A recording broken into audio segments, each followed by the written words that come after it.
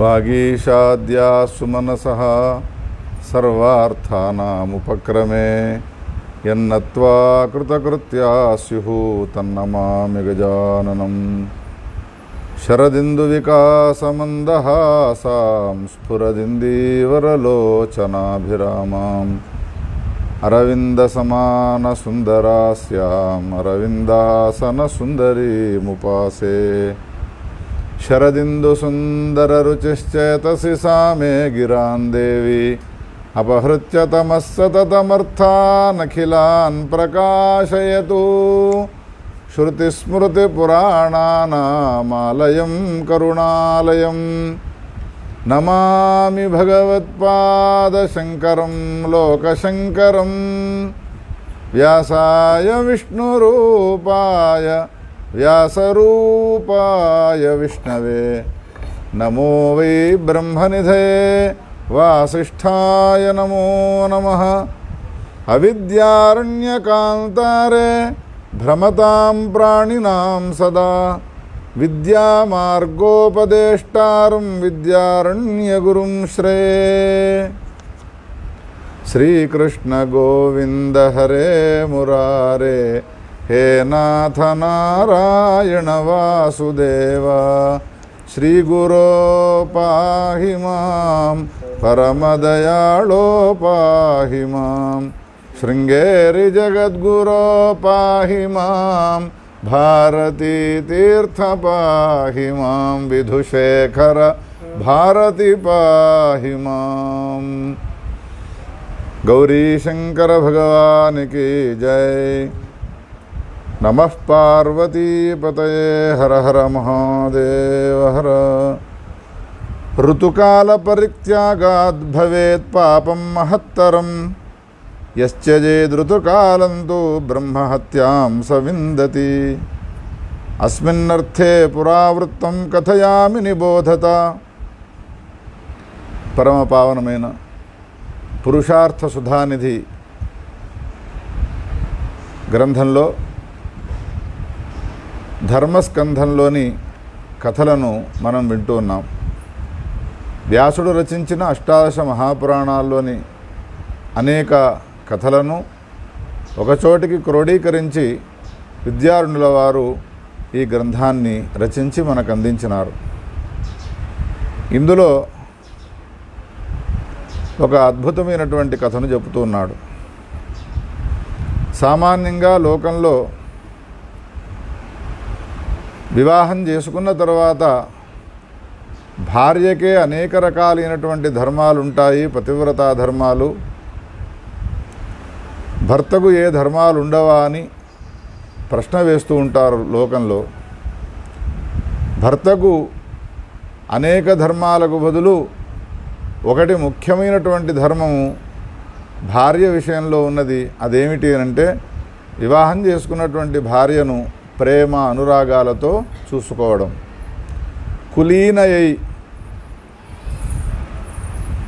ఉన్నత వంశానికి చెంది తన ఇంటికి వచ్చినటువంటి ఏ భార్య గలదో ఆ భార్యను గౌరవంగా ప్రేమానురాగాలతో చూసుకోవడం అనేటువంటిది ఏదైతే ఉన్నదో అది ప్రధానమైనటువంటిది ఉన్నది. ఋతుకాలాభిగమనం అనేటువంటిది శాస్త్రాల్లో చెప్పబడ్డటువంటి గొప్పనైనటువంటి ధర్మము. ఆ ధర్మాన్ని కూడా పాటిస్తూ ఉండాలి. అది గనక ఒకవేళ అతిక్రమించినట్టయితే వాడు ఒక మహాపాపి అవుతాడు. ఈ విషయంలో ఒక కథను చెప్తాను వినండి. శౌనకాది ఋషులారా అని సూతుడు శౌనకాదులకు కథాభాగాన్ని చెబుతూ ఉన్నాడు.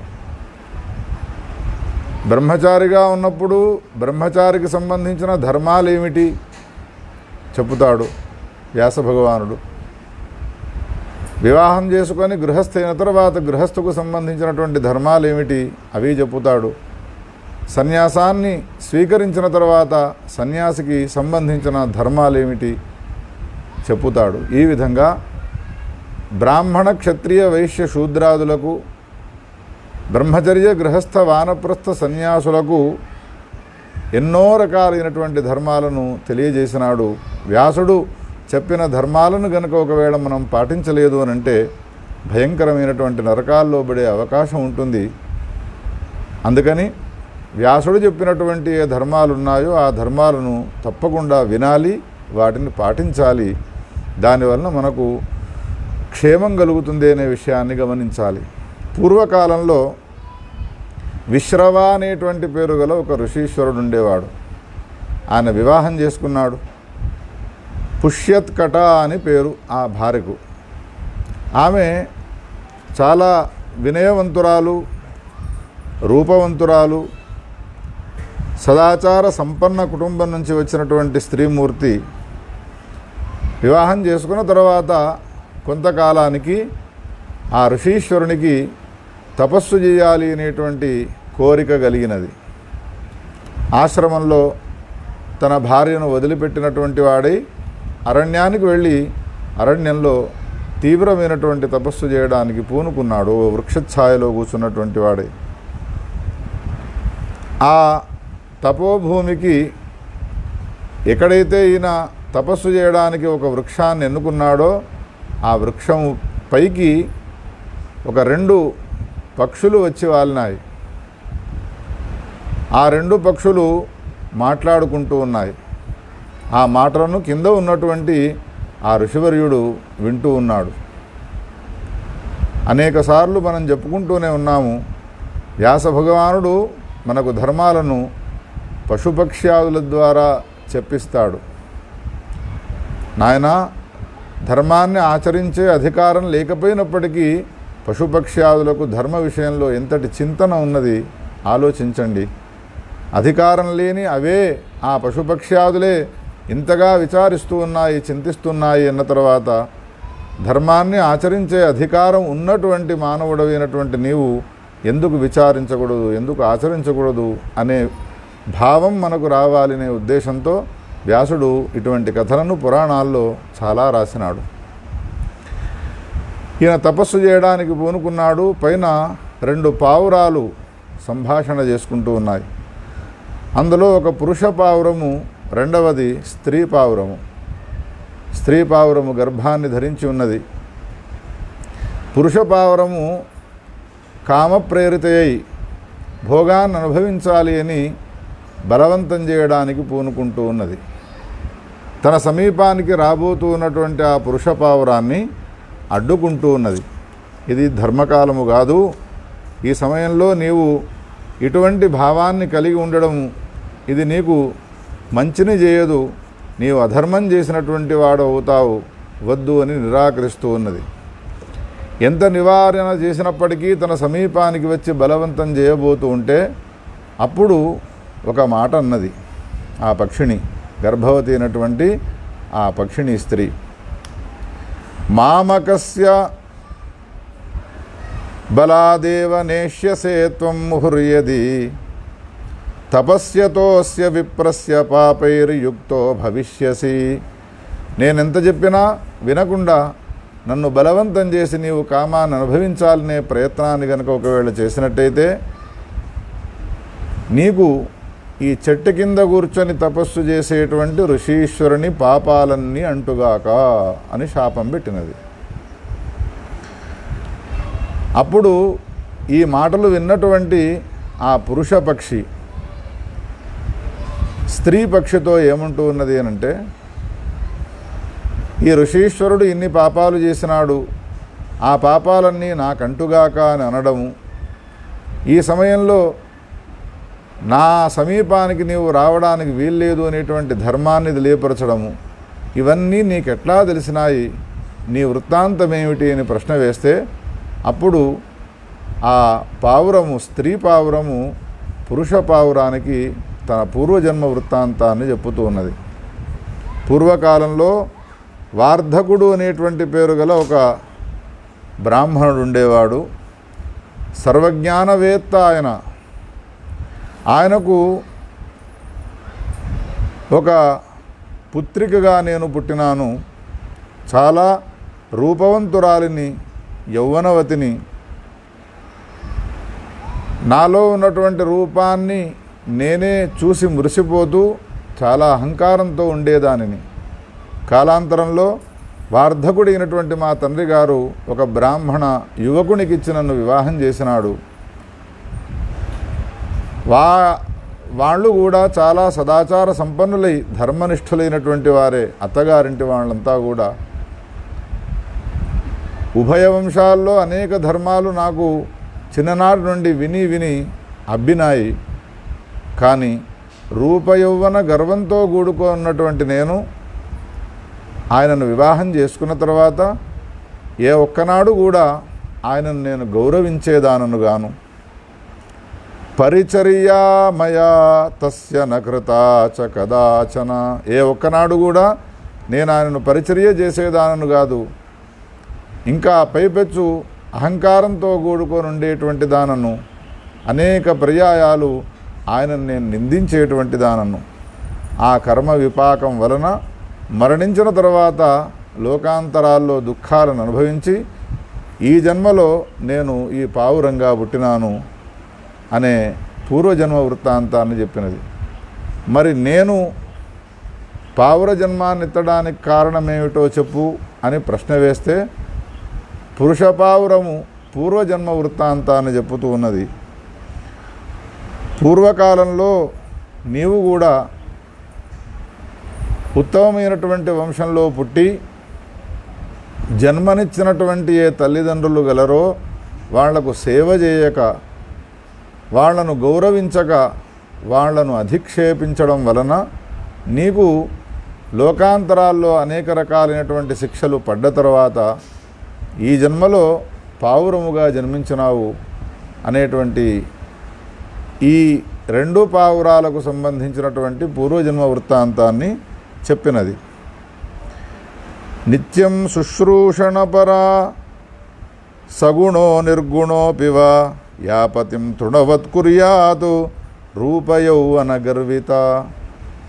నేను చాలా అందంగా ఉన్నాను, నేను చాలా సుకుమారినై ఉన్నాను అని ఏ స్త్రీ అయితే తన రూపాన్ని చూసి తానే మురిసిపోతూ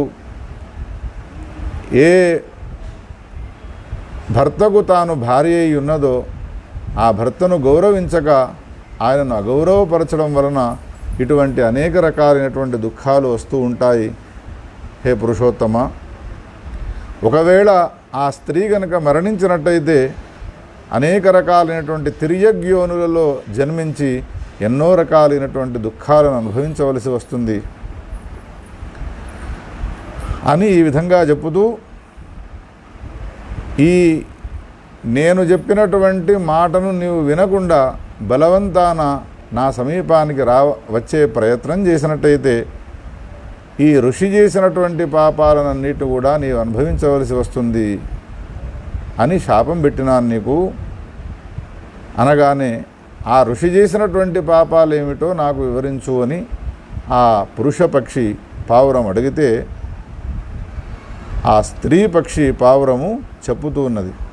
ఏమని చెప్తూ ఉన్నది అంటే, అస్యాః పత్న్యాస్తు ఋతవో దశ నష్టాః తతో మునే దశభిర్బ్రహ్మహత్యాభిః అభిలిప్తో అభవత్ ప్రియః. ఈ కింద కూర్చొని తపస్సు చేస్తూ ఉన్నటువంటి ఏ విశ్రవ అనే పేరు గల ఋషీశ్వరుడున్నాడో ఆయన 10 బ్రహ్మహత్యా మహాపాపాలు చేసినాడు. బ్రహ్మహత్యా మహాపాపం చేసినా చేయకపోయినా, బ్రహ్మహత్యా మహాపాపముతో సమానమైన పాపాలు చేసినా కానీ బ్రహ్మహత్యా మహాపాపం చేసిన వాని కిందికే లెక్కకు వస్తాడు.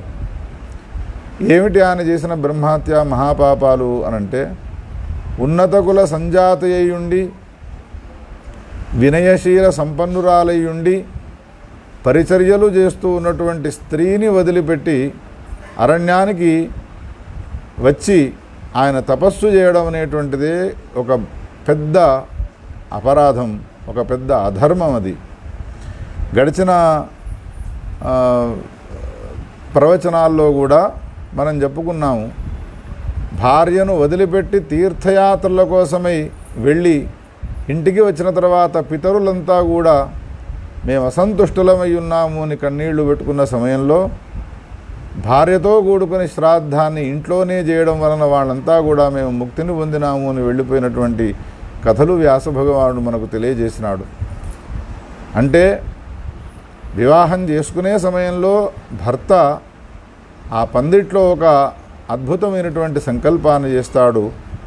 ధర్మే చ అర్థే చ కామే చ నాతిచరామి.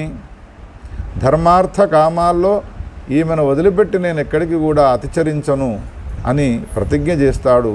ఆ ప్రతిజ్ఞను యావజ్జీవము జ్ఞాపకం ఉంచుకొని పాటించినట్టయితే దాంపత్యము చాలా సుఖంగా ఉంటుంది. ఇందులో సందేహించే అవసరమే లేదు. రూపయౌవనవతి అయి ఉన్నటువంటి, సుశీల అయినటువంటి, గర్వరహిత అయినటువంటి, పరిచర్యా పరాయణ అయినటువంటి తన భార్యను వదిలిపెట్టి వచ్చినాడు. ఇక్కడికి 10 నెలలు గడిచినాయి. ఈ 10 నెలలు ఆమెకు దూరం ఉండడం వలన ఒక్కొక్క నెల ఒక్కొక్క బ్రహ్మహత్యా మహాపాపం చేసిన దానితో సమానమైనది. అందుకని ఈయన 10 బ్రహ్మహత్యలు చేసినటువంటి వాడైనాడు. అటువంటి పాపాలు నీకు సంక్రమించుగాక అని నేను శాపం పెట్టినాను నీకు అని ఆ పావురం చెప్పగా అది విని చాలా దూరంగా ఉన్నది. అయితే నేను నీ సమీపానికి రాను అని దూరంగా ఉన్నది. కానీ కింద ఉన్నటువంటి ఏ విశ్రవాగలడో ఆ విశ్రవ ఈ పావురాలు రెండూ మాట్లాడుకున్నటువంటి మాటలను విని ఆశ్చర్యచకితుడైనాడు. ఒక భార్యను వదిలిపెట్టి ఉండడం వలన 1 నెల రోజులు గడిచిపోయినాయినంటే ఒక బ్రహ్మహత్యా మహాపాపం చేసిన పాపాన్ని పొందుతాడు అని. అందులో 10 నెలలు గడవడం వలన 10 బ్రహ్మహత్యా మహాపాపాలను నేను చేసిన వాడనైనాను. ఇప్పుడు నేను తపస్సు చేస్తే తపస్సు నాకేం ఫలిస్తుంది గనక, అందుకని మొట్టమొదట పాపాలకు ప్రాయశ్చిత్తం చేసుకున్న తర్వాత నేను తపస్సును చేస్తాను. పైన ఉన్నటువంటి ఆ పక్షి అన్ని ధర్మాలు తెలిసినది అని తెలుసుకున్నాడు కాబట్టి, ఆ మాటలతో ఈయనకు అర్థమై ఉన్నది కాబట్టి ఆ పక్షితో ఏమంటూ ఉన్నాడు అనంటే, శుద్ధి స్యాన్మే కథం పాపాద్ బ్రూహిత్వం మే విహంగమే. బ్రహ్మహత్యా పాపం ఒక్కటి చేస్తేనే దానికి ఎంతో ప్రాయశ్చిత్తం చేసుకోవాలి. అటువంటివి బ్రహ్మహత్యా పాపముతో సమానమైన 10 బ్రహ్మహత్యా పాపాలు నేను చేసుకున్నాను. వాటికి ప్రాయశ్చిత్తం ఏమిటో నీవు నాకు వివరించి చెప్పవే ప్రాయశ్చిత్తాన్ని అని ఈ కింద ఉన్నటువంటి విశ్రవ పైన ఉన్నటువంటి ఆ స్త్రీ పక్షిని అడిగినాడు. అప్పుడు ఆ పక్షిని ఏమంటూ ఉన్నది అంటే, ఉపాయం పాపనాశాయ బ్రహ్మతే కథయిష్యతి. బ్రహ్మహత్యా పాపానికి ప్రాయశ్చిత్తమే లేదు అని నాకు తెలుసును. కొన్ని పాపాలకు ప్రాయశ్చిత్తాలు ఉంటాయి, కొన్ని పాపాలకు ప్రాయశ్చిత్తాలు ఉండవు. నాకు తెలిసినంత మట్టుకైతే బ్రహ్మహత్యకు పాపానికి ప్రాయశ్చిత్తమే లేదు. కానీ నీవు చేసినటువంటి ఈ పాపాలకు 10 బ్రహ్మహత్యా మహాపాపాలకు ప్రాయశ్చిత్తాన్ని నీవు కోరినట్టయితే ఆ ప్రాయశ్చిత్తం నీకు ఎట్లా కలుగుతుంది అనంటే, అది ఎట్లా తెలుస్తుంది అనంటే, అది సృష్టికర్త అయినటువంటి బ్రహ్మ సమీపానికి వెళితే ఆ బ్రహ్మ నీకు ఉపాయాన్ని చెప్పుతాడు. తద్వారా నీవు శుద్ధుడవుతావు అనేటువంటి మాటను చెప్పినది ఆకాశానికి ఎగిరిపోయినది ఆ పక్షి. అప్పుడు బ్రహ్మ సమీపానికి వెళ్ళినాడు. సత్యలోకానికి వెళ్ళుతుండగా దూరాన నుండి ఈ విశ్రవ అనేటువంటి పేరు గల ఈ బ్రాహ్మణుణ్ణి చూచి ఒక్కసారి హుంకరించినాడు. నీవు నా సమీపానికి రావడానికి వీల్లేదు. 1 కాదు 2 కాదు 10 బ్రహ్మహత్యా పాపాలు చేసినటువంటి వాడవు నీవు. అందుకని నా భవనానికి నీవు రావడానికి వీల్లేదు. నిర్గచ్చ భవనాత్ తస్మాత్ పాపకర్మం నలజ్జసే. నీకు సిగ్గు వేయడం లేదా? 10 నెలలు నీ భార్యను వదిలిపెట్టి నీవు సంచారం చేస్తావా? తపస్సు చేసుకోవడానికి వెళతావా? అటువంటి 10 నెలలు 10 బ్రహ్మహత్యా మహాపాపాలు చేసినటువంటి వాడవైనావు. నా భవనానికి రావడానికి వీల్లేదు, బయటనే ఉండు అని నిషేధించినాడు లోపలికి రావడాన్ని. ఈ సందర్భంలో బ్రహ్మ అతనితో ఏం చెప్పినాడు అనంటే, ఈ విషయాన్ని ప్రతి పురుషుడు జ్ఞాపకం ఉంచుకోవాలి. తనకు స్వధర్మం ఏమై ఉన్నది అనే విషయం తెలియక చాలా పొరపాటు చేస్తూ ఉన్నారు. వ్యాస భగవానుడు చెప్పిన ఈ విషయాన్ని విద్యారణుల వారు మనకు అందిస్తూ ఉన్నారు. ఏమంటూ ఉన్నాడు బ్రహ్మ విశ్రవునితో, అదుష్టాం యః పుమాన్ భార్యాం యౌవనస్థాం పరిత్యజేత్ 7 జన్మ భవేత్ స్త్రీత్వం వైధవ్యంచ పునఃపునః. దుష్టురాలు కాదు, చాలా సాధ్వీమణి భార్య, యౌవనస్థయై ఉన్నది, సుశీలై ఉన్నది. అటువంటి భార్యను వదిలిపెట్టి నేను తీర్థాలకు వెళుతాను, నేను క్షేత్రాలను సంచారం చేస్తాను, నేను అరణ్యాల్లో కూర్చొని తపస్సు చేస్తాను అని ఎవడైతే వెళుతాడో భార్య చాలా బాధపడుతూ ఉంటుంది. కేవలం ఒక భార్య బాధపడడమే కాదు, దాని వలన సుశీలైనటువంటి గుణవంతురాలైనటువంటి భార్యను వదిలిపెట్టడం వలన నీకు పాపం సంక్రమిస్తుంది. ఆ పాపం నీకు ఎటువంటి దుఃఖాన్ని ఇస్తుంది అనంటే చెప్పుతున్నాడు. 7 జన్మ భవేత్ స్త్రీత్వం, 7 జన్మల వరకు నీకు స్త్రీ శరీరం వస్తుంది. 7 జన్మల వరకు స్త్రీ శరీరం వస్తుంది. స్త్రీ శరీరం వస్తే దుఃఖాన్ని అనుభవించడమేనా అనంటే భగవద్గీతలో కృష్ణ పరమాత్మ స్పష్టంగా చెప్పినాడు.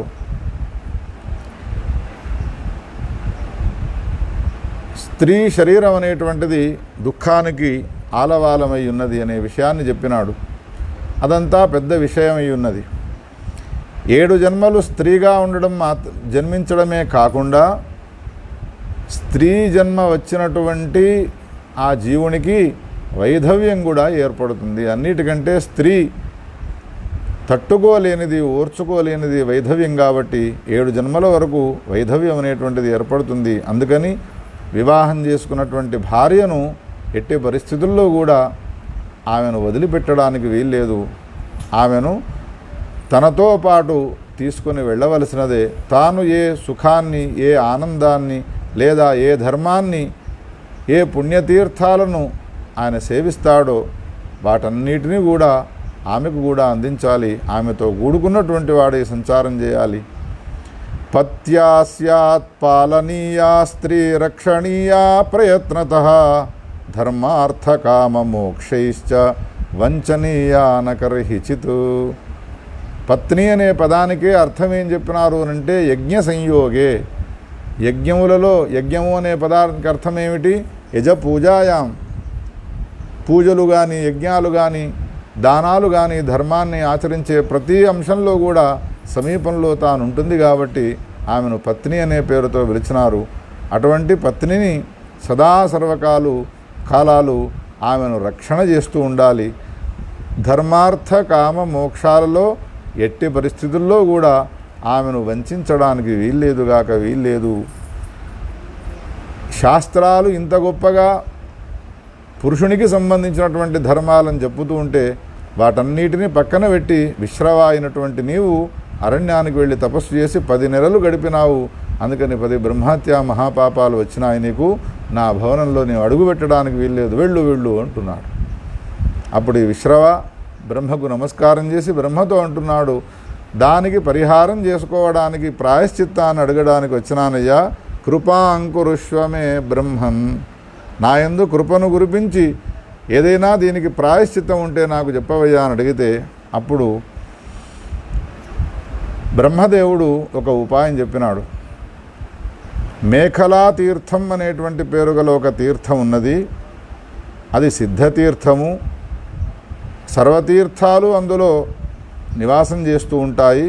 అక్కడికి వెళ్ళి నీవు స్నానాన్ని చేసి నా శంకరుని యొక్క, విశ్వనాథుని యొక్క దర్శనాన్ని కనుక నీవు చేసుకున్నావు అనంటే ఈ పాపం నుండి నీవు బయటపడతావయ్యా అనే మాటను చెప్పగానే మేఖలా తీర్థానికి వెళ్ళినాడు. బ్రహ్మహత్యా పాపాల నుండి విముక్తిని పొందినాడు. శ్రీ విశ్వనాథుని యొక్క దర్శనాన్ని చేసుకున్నాడు. ఎత్ర విశ్వేశ్వరం దేవం తపసారాధయన్ ముని.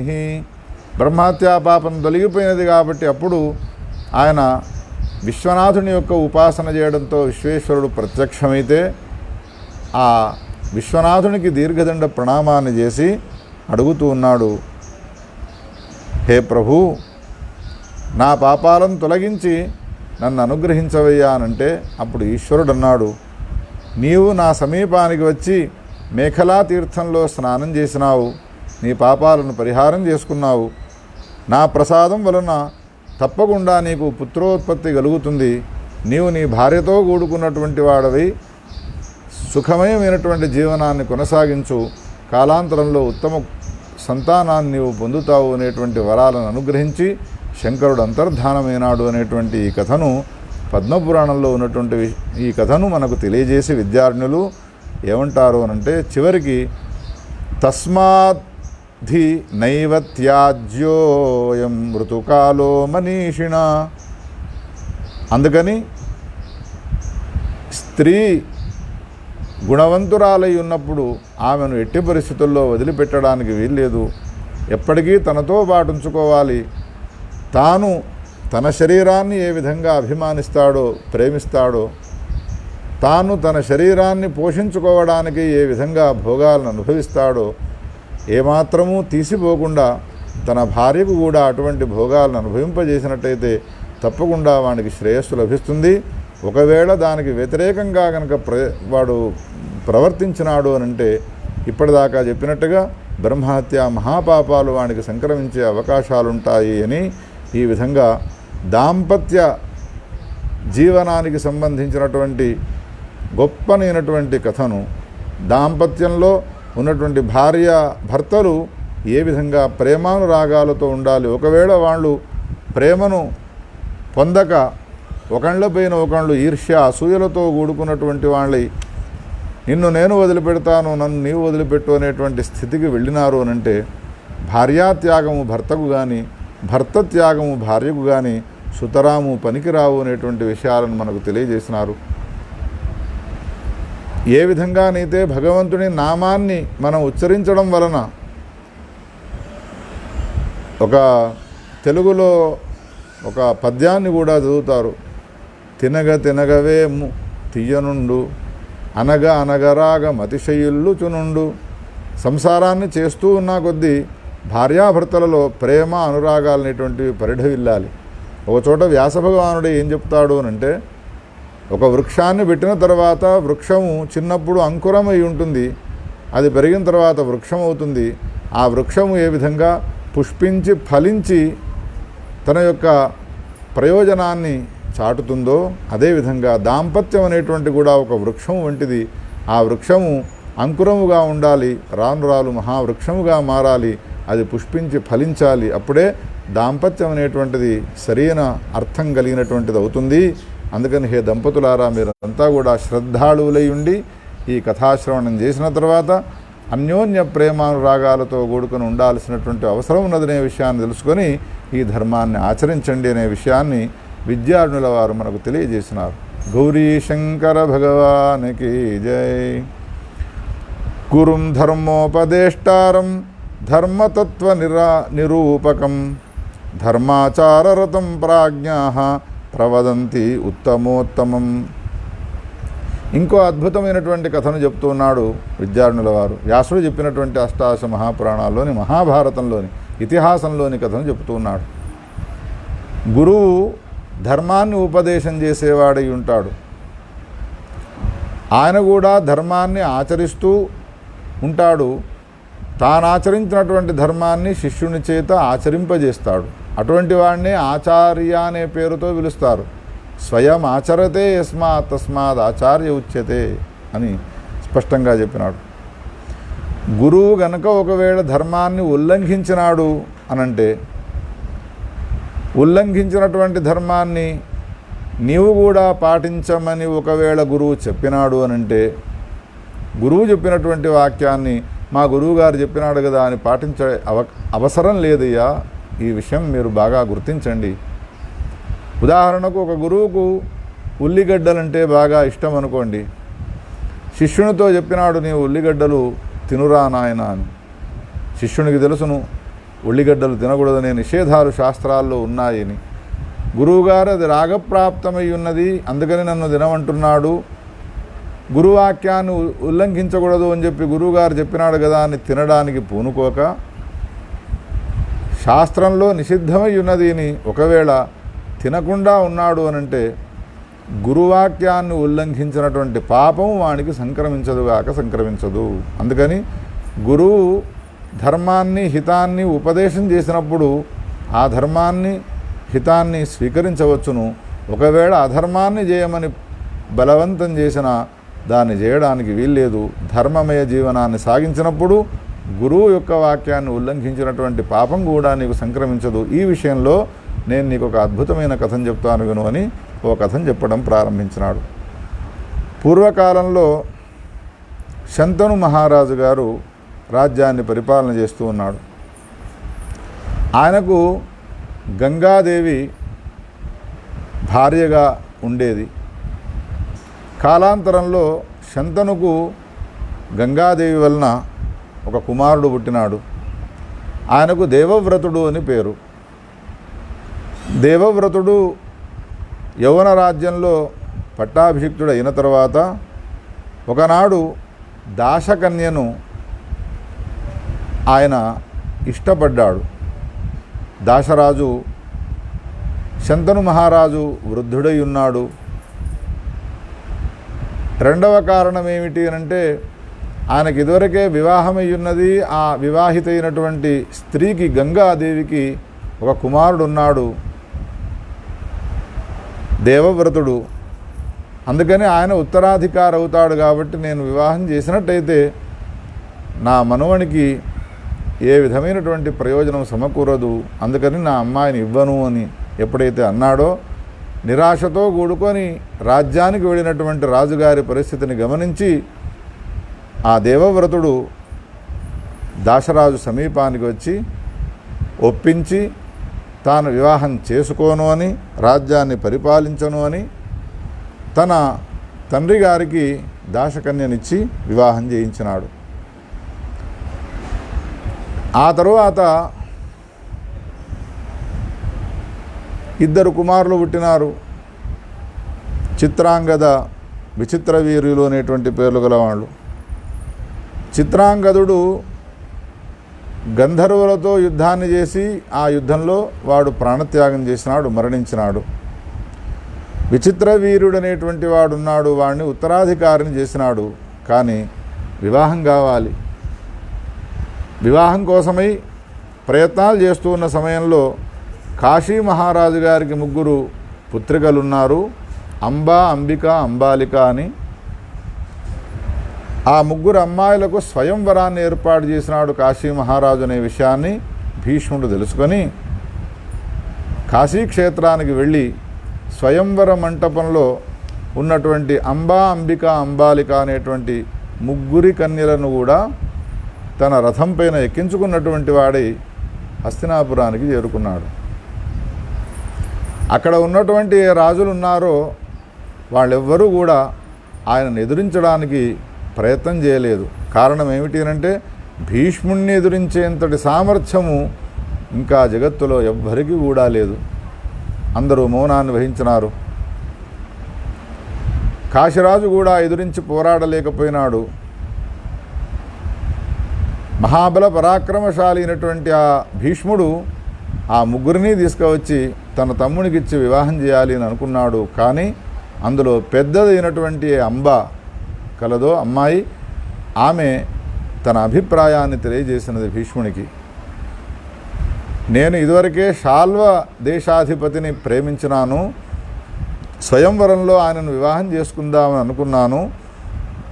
నా అభిప్రాయాన్ని గమనించగా నీవు నన్ను ఇక్కడికి తీసుకువచ్చినావు అనే మాటను చెప్పగానే అప్పుడు భీష్ముడు ఆమెను వదిలిపెట్టినాడు.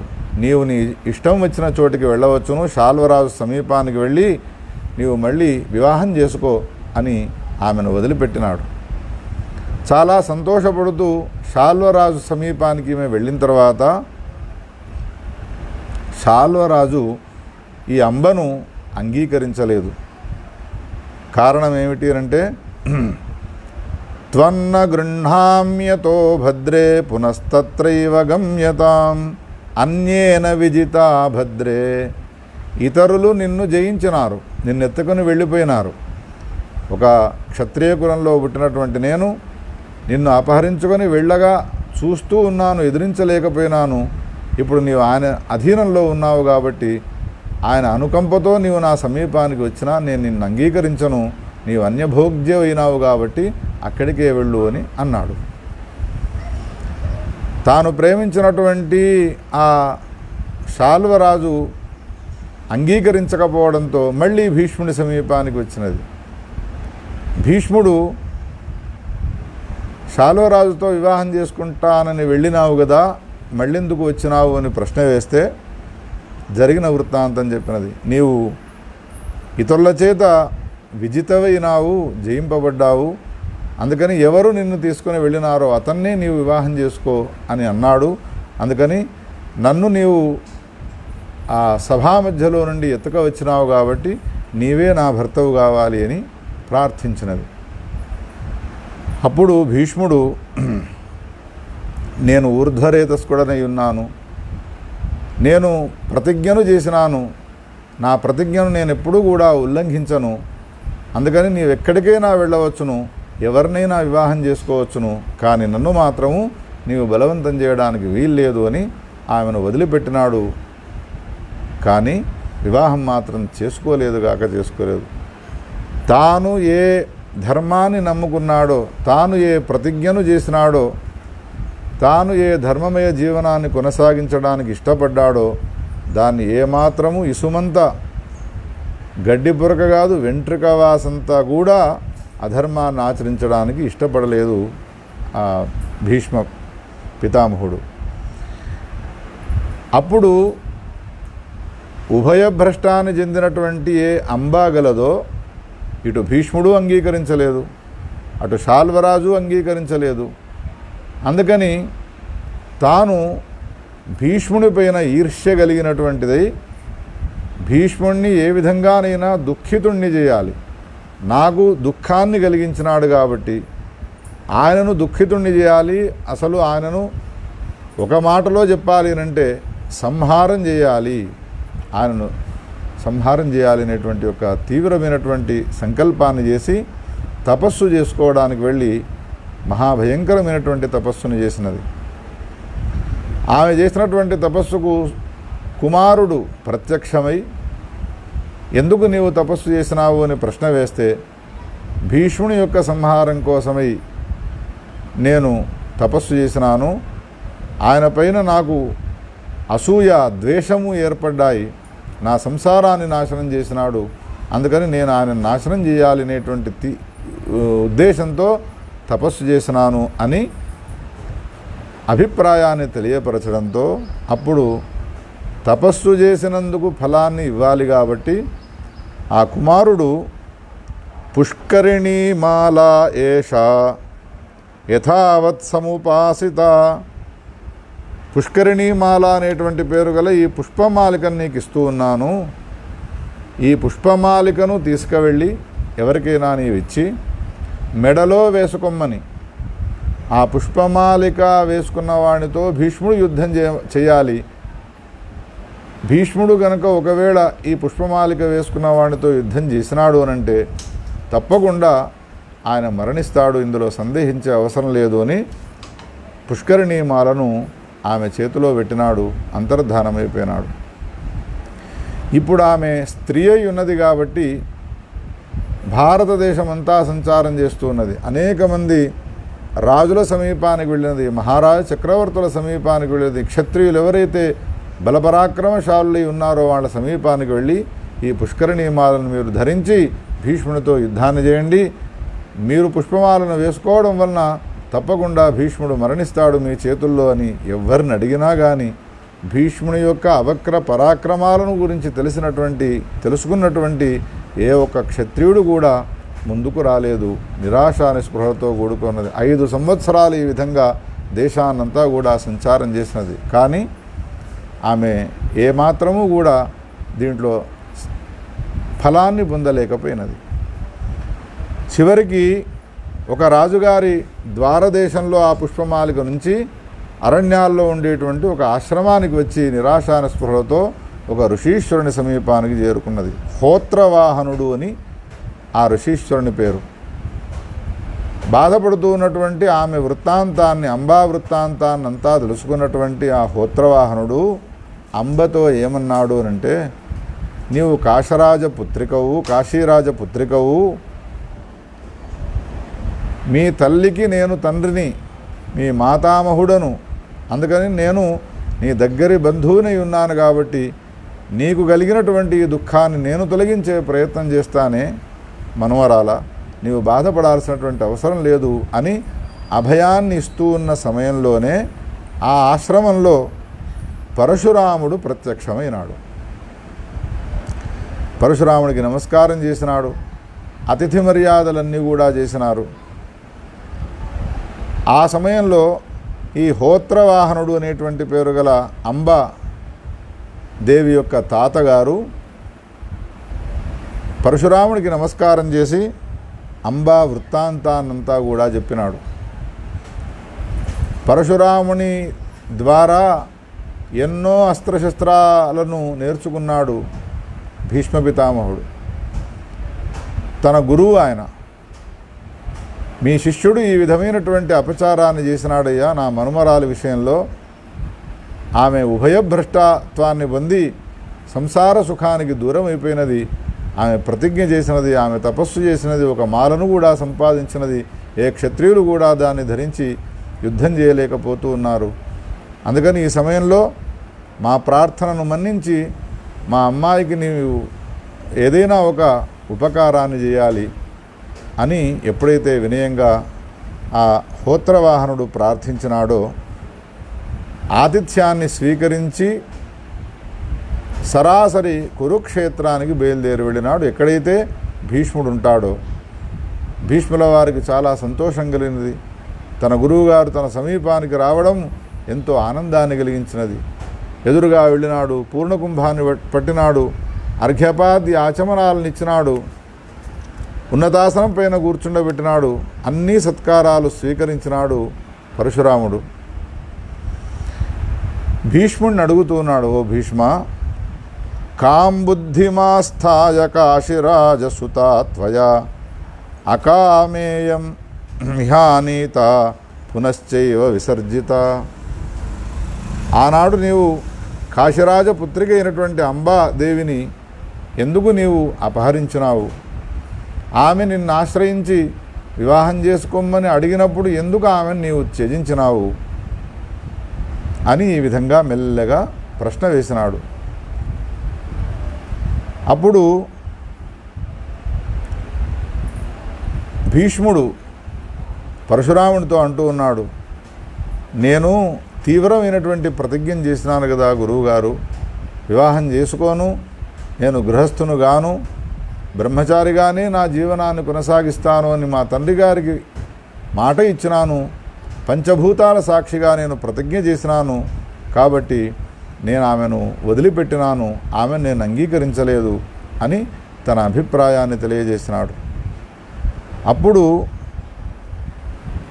గురువు అయినటువంటి పరశురాముడు శిష్యునితో ఏమంటూ ఉన్నాడు అనంటే, ఒరే శిష్య, జరిగిందేదో జరిగిపోయినది, ప్రతిజ్ఞ ఏమో చేసినావు, నీ తండ్రి గారికి వివాహము అయినది, సంతానము కూడా అయినది, ఇప్పుడు ఇంకా దాన్నే పట్టించుకొని ఎందుకుంటావు గనక, అందుకని నేను మాట ఇచ్చి వచ్చినాను ఆ అమ్మాయి తాతకు,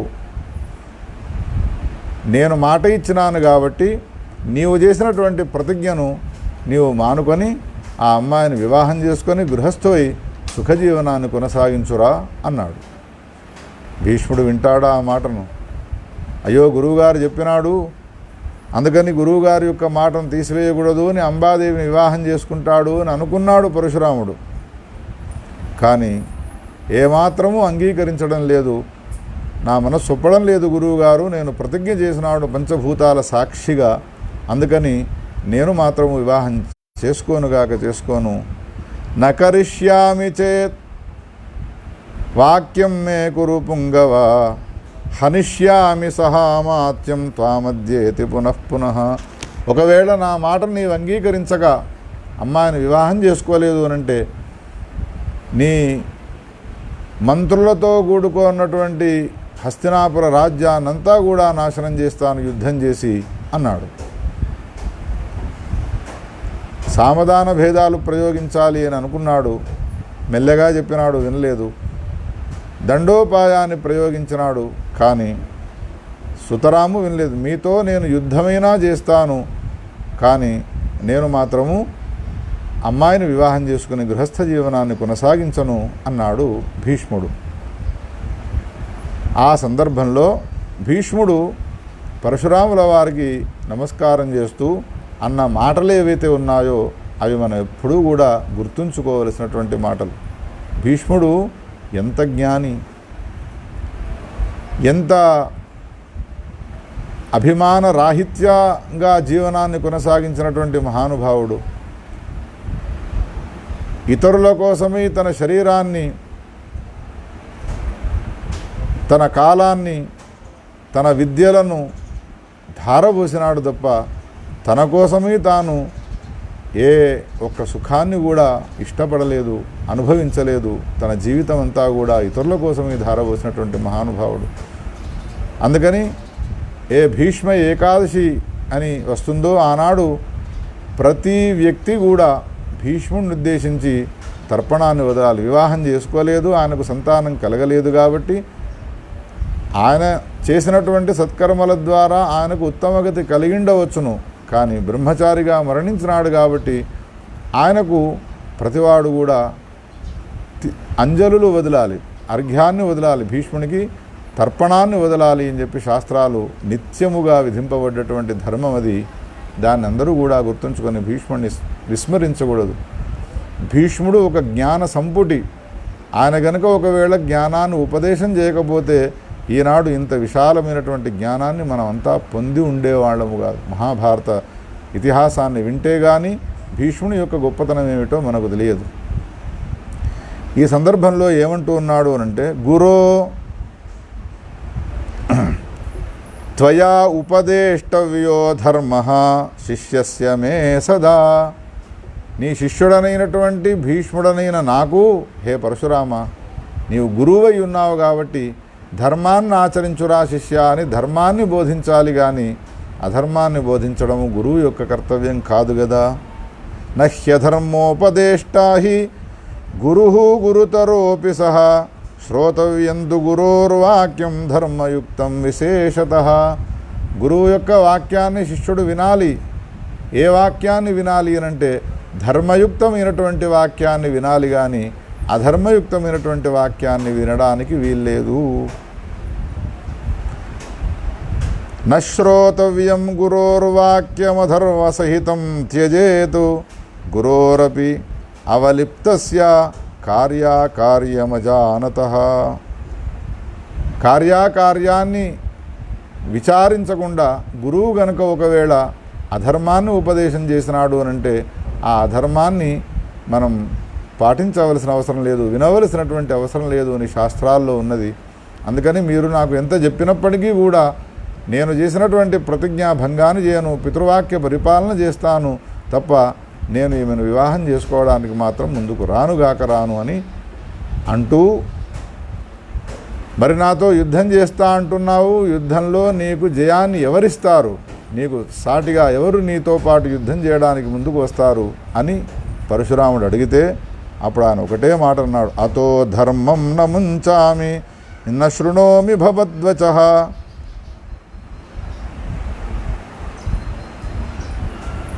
మీ మాటను నేను వినను, యుద్ధం చేస్తాను, నాకు మీకు సహాయం చేసేది ఎవరు అని అడుగుతూ ఉన్నారు కాబట్టి నాకు సహాయం చేసేది ధర్మమే. ధర్మము ఎవనికి సహాయంగా ఉంటుందో వానికి లోకంలో పరాజయం అనేటువంటిది ఉండదు గురువుగారు అని శిష్యుడు భీష్ముడు పరశురామునితో ఈ విధంగా అంటూ ఉన్నాడు. చివరికి గత్యంతరం లేక యుద్ధమే చేయాల్సిన అవసరం ఏర్పడ్డది. భీష్మునికి పరశురామునికి భీకరమైనటువంటి సంగ్రామం జరిగినది. అనేక రకాలైనటువంటి అస్త్రశస్త్రాలు అహర్నిశలు యుద్ధం చేస్తూ ఒకటా రెండా, వారం రోజుల, 10 రోజుల, 24 రోజులు ఈ విధంగా భీకర సంగ్రామం జరిగినది. భీష్ముడిని పరశురాముడు జయించడు, పరశురాముణ్ణి భీష్ముడు జయించడు. చివరికి ప్రస్వాపాస్త్రము అనేటువంటి పేరు గల ఒక మారణాస్త్రాన్ని ప్రయోగించడానికి పూనుకున్నాడు. ఈ ప్రస్వాపాస్త్రం అనేటువంటిది ఏదైతే ఉన్నదో ఇది మారణాస్త్రముతో సమానమైనది అని ఆ శాస్త్రాల్లో చెప్పుతూ ఉంటారు. మారణాస్త్రముతో సమానమైనది అని. అంత భయంకరమైనటువంటి ప్రస్వాపాస్త్రాన్ని ఎప్పుడైతే ప్రయోగించడానికి పూనుకున్నాడో పరశురాముడు, ఆ సందర్భంలో ఈ జరుగుతున్నటువంటి యుద్ధాన్నంతా 24 రోజులు ఆకాశంలో అనేక యక్షగంధర్వ కిన్నరాదులు, పితరులు, సిద్ధులు, సాధ్యులు, దేవతలు అంతా చూస్తూ ఉన్నారు తప్ప ఎవరు కిందికి దిగి ఏ ఇద్దరిలో ఏ ఒక్కరికోనో సహాయం చేయడానికి రావడం లేదు. కారణం ఏమిటంటే వాళ్ళిద్దరి యుద్ధము ఇంకొకళ్ళతో పోల్చడానికి వీలు లేకుండా ఉన్నది. భీష్ముడు అంత గొప్పనైనటువంటి సామర్థ్యం గలవాడు, పరశురాముడు అంత గొప్పనైనటువంటి సామర్థ్యం గలవాడు. గురు శిష్యులకు జరిగేటువంటి యుద్ధంలో ఎవరూ కూడా ముందుకు వచ్చి పాల్గొనడం లేదు. చివరికి జమదగ్ని, పరశురాముని యొక్క తండ్రి, ఇద్దరికీ హితాన్ని పలికేటువంటి కొన్ని మాటలను చెప్పినాడు. ఒరేయ్, 24 రోజుల నుండి మీ యుద్ధాన్ని చూస్తూ ఉన్నాను నేను. నా మాటను మీరు విని మీ యుద్ధాన్ని ఉపసంహరించండి. ఆకాశంలో ఉండి ఆ జమదగ్ని చెప్పేటువంటి మాటలు ఏమిటి అంటే, మాకార్షి సాహసంచేవం భీష్మేణ క్షత్రియేణ హి భీష్మత్వమపి మాకార్షి సాహసం గురుణా సహా. నీ శిష్యుడైనటువంటి క్షత్రియుడు భీష్మునితో సాహసం చేసి యుద్ధంలో మారణాస్త్రాన్ని నీవు ప్రయోగించడానికి వీల్లేదు. హే భీష్మ పితామహ, నీకు కూడా చెబుతూ ఉన్నాను, గురువుగారితో యుద్ధం చేస్తూ గురువు గారిపైన మారణాస్త్రాన్ని నీవు ప్రయోగించడానికి వీల్లేదు. యుద్ధాన్ని ఉపసంహరించండి. పెద్దలపైన గనక ఒకవేళ మీకు గౌరవభావమే ఉన్నట్టయితే నా మాటను మీరు అంగీకరించండి అనగానే ఉభయులు కూడా ఆ జమదగ్ని పైన ఉండేటువంటి గౌరవభావంతో అస్త్ర సన్యాసం చేసినారు. ఇప్పుడు గురువు గారి సమీపానికి వెళ్ళి క్షత్రియోత్తముడైనటువంటి భీష్మ పితామహుడు 2 చేతులు జోడించి ప్రార్థన చేసి క్షమించమని ప్రార్థన చేస్తూ ఉన్నాడు. రాముడు కూడా, పరశురాముడు కూడా యుద్ధాన్ని చేసి యుద్ధంలో తాను ఏమీ సాధించలేకపోయినందుకు గాను తాను కూడా తనను తాను ధిక్కరించుకున్నాడు. ఒకళ్ళు నాకు చెప్పడం వలన నా శిష్యుడు ధర్మమయ జీవనాన్ని కొనసాగిస్తూ ఉన్నాడనే విషయం తెలిసి ఉండి కూడా ఆ ధర్మము నుండి తప్పించే ప్రయత్నం చేసి నీవు ధర్మాన్ని వదిలిపెట్టురా, అధర్మాన్ని చేయరా అని నేను ఎట్లా నా నోటి నుండి అన్నాను అనేటువంటి భావాన్ని పొందినాడు. ఈ విధంగా పశ్చాత్తాపాన్ని పొందినాడు. ఇప్పుడు అంబా సమీపానికి వెళ్ళి పరశురాముడు ఏమన్నాడు అనంటే, భీష్మునితో యుద్ధం చేసినాను, కానీ నీ కోరికను నేను నెరవేర్చలేకపోయినానమ్మా. ధర్మాన్ని ఆశ్రయించి ఉన్నటువంటి భీష్ముణ్ణి లోకంలో ఎవ్వరూ కూడా ఎదిరించే పరిస్థితి లేదు. తత్కార్యం పౌరుషాచ్చక్యం నైవ కర్తుం మహీతలే దైవం పురుషకారేణ కో నివర్తయితుం క్షమః.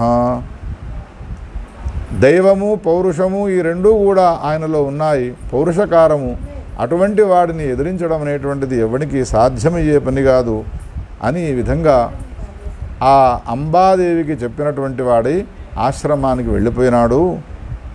భీష్మునికి సంబంధించినటువంటి మరణం ఏ విధంగా కలుగుతుంది అని ఆలోచన చేస్తూ ఆమె అరణ్యాల్లోకి వెళ్ళిపోయినది అనే ఈ కథను సూతుడు శౌనకాదులకు చెప్పి, తస్మాత్ ధర్మరతో యస్తు సముల్లంఘ్య గురోర్వచః అధర్మం శ్రయతే ధర్మం సతు దోషైః నలిప్యతే. హే శౌనకాదుషులారా, ఇప్పటిదాకా చెప్పినటువంటి కథను మీరంతా కూడా శ్రద్ధాసక్తులతో విన్నారు. గురువు యొక్క వాక్యాన్ని శిష్యుడు తూచా తప్పకుండా వినవలసినదే. కానీ ఆ గురువు గనక ఒకవేళ ధర్మానికి బదులు అధర్మాన్ని బోధించినాడు అని అన్న తర్వాత, అయ్యో గురువుగారి యొక్క వాక్యము కదా అని అధర్మమైనా ఆచరించడానికి ముందుకు రాకూడదు. ఇది అధర్మము అని తెలిసిన తర్వాత శిష్యుడు అధర్మాన్ని వదిలిపెడితే గురువాక్య ధిక్కారం చేసినటువంటి పాపాన్ని వాడు పొందడు అనే విషయాన్ని మనకు ఈ కథామూలకంగా తెలియజేసినాడు. అందుకని హే శ్రోతలారా, గురువు యొక్క వాక్యాన్ని వినాలి. గురువు ధర్మాన్ని బోధించాలి, మనకు హితాన్ని చేకూర్చాలి, అధర్మాన్ని బోధించకూడదనేటువంటి విషయాన్ని మనకు విద్యార్థులు చెప్పినట్టుగా మీరంతా కూడా భావించండి. గురువు యొక్క వాక్యాన్ని గౌరవించండి. గురువులు కూడా అటువంటి విషయాలే చెప్పాలి శిష్యులకు, ధర్మానికి సంబంధించినటువంటి విషయాలనే బోధించాలి అనే హితాన్ని మనకు తెలియజేసినాడు ఈ కథాభాగంలో. ఈ విధంగా అనేక రకాలైనటువంటి అద్భుతమైనటువంటి మణులను, రత్నాలను వ్యాస భగవానుడు రచించినటువంటి పురాణ వాంగ్మయ సముద్రంలో నుండి ఎత్తి మనకు చూపుతూ ఉన్నారు విద్యార్థుల వారు. ఇంకా అద్భుతమైనటువంటి కథలతో కూడుకున్నటువంటి ప్రవచనాన్ని ముందు మనం వినబోతున్నాం. గోపాలకృష్ణ భగవానికి జై.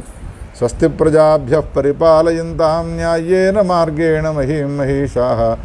గోబ్రాహ్మణేభ్యः శుభమస్తు నిత్యం. లోకాः సమస్తాः సుఖినో